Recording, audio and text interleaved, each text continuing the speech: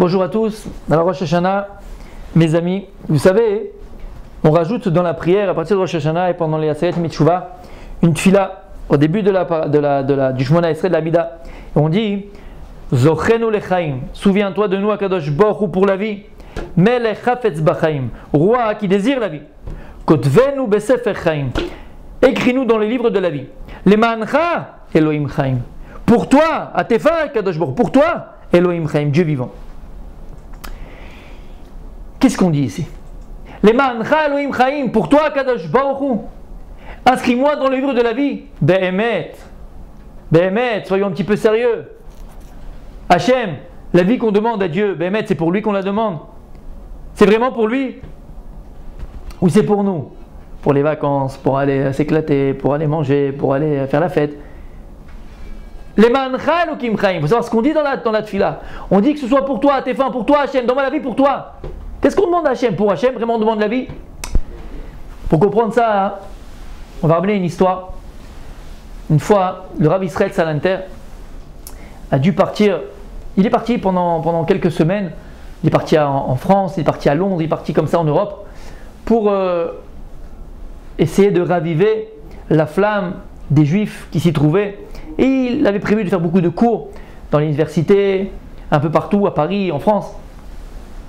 Lorsqu'il est revenu de son périple, alors il arrive à la yeshiva, c'était la veille de Rosh Hashanah, juste avant les fêtes, et il appelle tous les bachourim, tous les jeunes étudiants, et il leur dit, tout le monde doit être au Beth Midrash dans 1 heure, je dois vous parler. Tout le monde est là, et là le Rav il monte, et il leur dit, vous savez mes enfants, je reviens de Paris, la ville des Lumières, Paris, la ville de Hirat Shamaim, Rav Yosef. Paris, la ville où il y a la crainte du ciel. C'est pourquoi est-ce que Paris, c'est la ville où il y a le plus de crainte du ciel? Il disait Israël Salanter, c'est pourquoi? Parce que tout celui qui va à Paris, il la laisse là-bas. Donc, Baruch Hashem. En tout cas, il a dit à ses élèves, je vais vous raconter ce qui m'est arrivé. Comme vous savez, je suis parti à Paris. Et là-bas, j'ai pour faire des cours, pour amener les gens vers la Torah, avant les fêtes, avant les Chagim.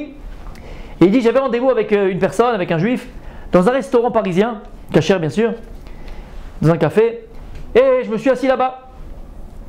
Je l'attendais, et il a un peu tardé, en attendant, j'ai pris un thé. Le serveur il est venu, il m'a dit, vous voulez quelque chose? J'ai dit, oui, je voudrais un thé. Et effectivement, il est venu, il m'a amené mon thé, j'ai bu mon thé. Ensuite, la personne que je devais voir, elle est venue, on a discuté longuement. Et à la fin, j'ai demandé l'addition au serveur. Je lui ai dit, je pourrais avoir l'addition? Il m'a amené l'addition, et je vois l'addition du thé, 40 francs. Je regarde, je retourne, c'est pas possible. 40 francs un verre de thé? Ma boule, il est fou. Je l'ai vu dire, dis-moi, 40 francs un verre de thé? C'est pas un peu exagéré, tu trouves pas? Et là, le serveur, il m'a dit, écoutez, c'est le prix du thé. Je dis, mais attendez, il y a juste de l'eau et un sachet. De l'eau et un sachet, un peu de sucre, 40 francs? À l'époque, c'était des francs. Il dit, mais excusez-moi, monsieur, mais je vais vous expliquer. Regardez là où vous êtes. Regardez, vous êtes là. Vous voyez là, la vue là que vous avez? Oui, en face de la Tour Eiffel. Il dit, ici on paye un loyer, il y a un loyer à payer. Et comme ça en face de la Tour Eiffel, ça coûte cher. Donc dans votre thé, il y a le loyer qu'on doit payer et c'est 5 francs. Ah d'accord, 35 francs on est. Il dit, regardez le restaurant. On vient de refaire le parterre avec le marbre de Venise. Vous savez combien ça a coûté là, les travaux là, le marbre?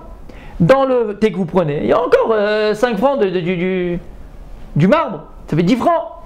Je dis, ok. Tu regardes la tapisserie autour de vous, la tapisserie elle vient de Perse. Regarde comme c'est beau, regarde comme c'est magnifique. Ça c'est de l'argent. Dans votre thé, il y a encore 5 francs, c'est la tapisserie que c'est 15 francs. Je dis, regardez, vous écoutez là, vous écoutez ou pas la musique? Il y avait un pianiste qui était au milieu comme ça, qui jouait du piano, il faisait de la musique au milieu du restaurant. Lui, il a un salaire, on lui paye un salaire. Lui aussi, c'est de l'argent. C'est encore 5 francs. Et donc ça fait déjà 20 francs. Et ainsi de suite. À la fin, ça arrivait. Combien écoutez en fait le thé? Ça va 5 francs. 5 francs le thé, mais j'ai dû payer tout ce que les personnes en vérité ils ont investi dans ce restaurant-là. Je lui ai dit, ok, pas de problème, j'ai payé, je suis parti.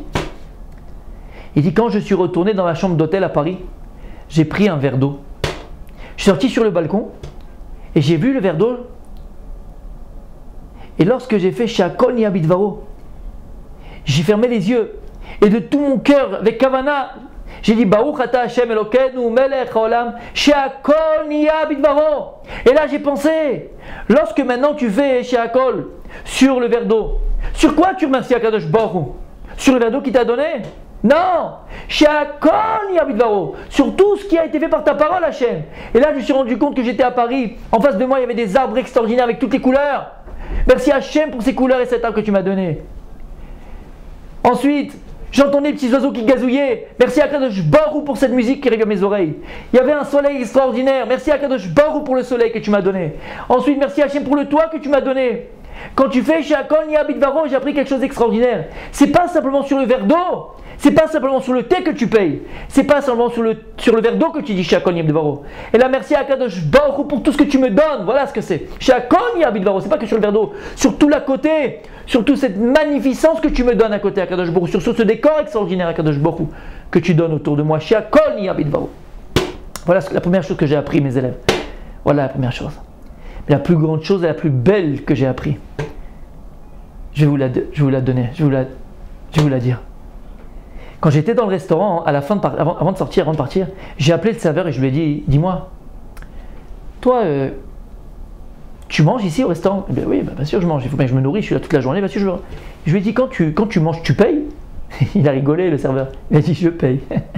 Mais ben, je paye pas, je travaille ici, donc je suis serveur moi ici.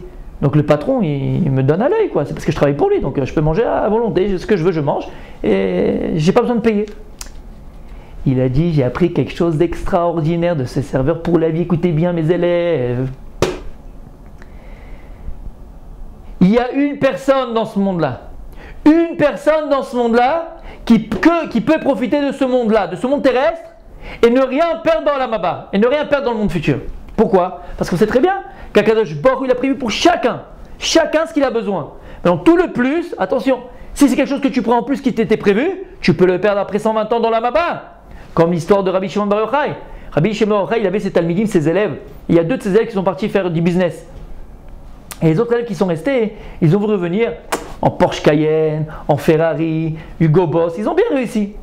Quand ils ont vu ça, ils se sont dit pourquoi pas nous? Rabbi Shimon Bar Yochai, il a vu qu'ils étaient comme ça un petit peu émerveillés. Il leur a dit écoutez, demain on va en Tioul, on va sortir, on va faire un petit tour. Il les a pris, ils sont arrivés devant une vallée. Et il a dit, Rabbi Shimon Bar Yochai, il a dit vallée, remplis-toi d'or. Et là, la vallée s'est remplie d'or. Et ils ont fait comme Picsou. Ils ont commencé à courir, ils ont dit ah, on va les prendre. Il a dit stop, vous pouvez aller. Mais sachez que chaque pièce que vous allez prendre, vous perdrez après en la Maba. Ouais, ils sont tous rentrés en jaune comme ça à la yeshiva, il les a dégoûtés. D'accord? Pourquoi? Il y a un klal. Hachem, il a prévu des choses pour nous extraordinaires. Mais si tu veux plus que ce qui te revient, des fois, attention. Si tu profites plus que ce que tu as profité dans ce monde-là, tu le perdras après 120 ans. Il dit, le Rav Israël Sainter à ses élèves, mes élèves, il y a une personne dans ce monde-là qui peut profiter de ce monde-là. Crédit à Kadosh Baruch Hu. Et il ne perdra rien dans son monde futur. Il leur a posé la question, c'est qui cet homme-là? Les élèves se regardent. Un, il a dit, Talmid Racham? Non. L'autre, il a dit, un tel? Non. L'autre, il dit, un tel? Non. Qui? Il a dit à Israël Sainter, écoutez bien. Il y a une seule personne qui peut profiter dans ce monde-là et ne rien perdre dans la Maba. C'est qui cette personne? Celle qui ressemble à ce serveur. Pourquoi le serveur, lui, pouvait manger à volonté sans jamais payer? Parce qu'il travaille pour le patron. Il dit Rav Israël Sainter, si toi tu travailles pour le patron, si toi tu travailles pour Akadosh Baruch Hu, alors mon Habibi, tu peux profiter de ce monde-là et rien perdre dans la Maba. Même plus que ce qui te redevenait. Et rien perdre dans la Maba. Après, il leur posé la question. Il a dit mais alors, qui c'est qui travaille pour Akadosh Baruch Hu? Qui c'est qui travaille pour Hachem? Qui c'est qu'on appelle qui travaille pour Akadosh Baruch Hu? Qui c'est? Celui qui fait des soirées et qui demande de l'argent aux gens. Lui, il travaille pour Akadosh Baruch Hu? Ou il travaille pour sa maison à Césarée? Qui c'est qui travaille pour Akadosh Baruch Hu? Pas de se leurrer, les amis, ne pas se leurrer. Faut pas se leurrer. Arrêtez de vous faire raqueter. C'est une parenthèse. Arrêtez de vous faire raqueter. Qui travaille pour Akadosh Baruch Hu? Il leur a dit, qui c'est qui travaille pour Akadosh Baruch Hu? C'est la personne qui transmet sa Torah aux autres. C'est une personne qui donne de sa personne aux autres. Une personne qui s'occupe de chaque juif. Pas seulement avec sa Torah. Une personne qui s'occupe des enfants d'Hachem, une personne qui s'occupe des Bnei Israël, de chaque juif, là où il est, là où qu'il soit, tel qu'il est. Cette personne-là, elle est appelée serviteur d'Hachem. Si toi, tu as de la Torah, si toi, tu es érudit, et avec ta Torah, avec ton cœur, tu peux parler aux gens et les faire revenir vers la Kadosh Baruch Hu, et les faire revenir vers la vraie, vers l'essentiel, alors toi, tu es appelé serviteur de Dieu, tu peux profiter de ce monde-là sans rien perdre dans la Maba. Si maintenant toi, Kadosh Baruch Hu t'a donné de la richesse et tu as Baruch Hashem de l'argent et avec ton argent tu vas aider tes frères juifs, tu vas les ramener vers la Torah, tu vas les permettre de faire de la mitzvot et tu vas donner ton argent pour la Torah, pour tes frères et aider tes frères. Tu occupes des enfants de Kadosh Baruch Hu, tu es un serviteur de Dieu, tu peux profiter de ce monde-là sans rien perdre. Sans rien perdre, bah la Maba. Et il leur a dit, c'est ça la kavana mes amis qu'il faut avoir, il a dit à ses élèves. Mes élèves, lorsqu'on va dire à Rosh Hashanah et pendant les 10 jours de pénitence jusqu'à Yom Kippour, et on va dire cette fille-là, Zochenu lechaim, melech chafetz bachaim, kodvenu besefer chaim, lemancha Elohim chaim. Pour toi, Kadosh Baruch Hu, oui, Akashem, la vie que je te demande, je la demande pour toi. Et à partir du moment où tu demandes la vie pour Akadosh Baruch Hu, c'est-à-dire pour le servir, pour être un serveur de Dieu, comme ce serveur qui était là-bas, ici, là-bas, dans le restaurant. Tu vas servir Akadosh Baruch Hu. Et c'est quoi servir Akadosh Baruch Hu? Tu vas t'occuper de ses enfants, tu vas t'occuper de chaque juif, là où il est. Les ma'ancha, c'est appelé que tu demandes la vie, alors pour toi Hachem. Alors oui, c'est vrai, à côté de ça, Hachem va te donner la bracha, la tzlacha, la parnassa, tout. Mais c'est pas grave, parce que c'est le patron qui paye ses employés. Tu travailles pour le bon Dieu. Tu travailles pour le bon Dieu. Et à partir du moment où tu travailles pour le Ribono Shel Olam, tu ne seras jamais déçu. Parce qu'Akadosh Baruch Hu, c'est pas quelqu'un qui est de chair et de sang. Il ne peut pas trahir, il ne peut pas jalouser, il ne peut pas mentir.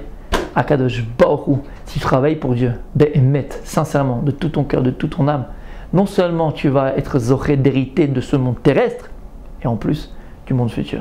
Sheniske be'ezrat Hashem. D'avoir cette kavana lorsqu'on va prier à Kadosh Baruch Hu, lemancha Elohim chaim. Qu'est-ce que je peux apporter à mon peuple? Qu'est-ce que je peux apporter aux autres?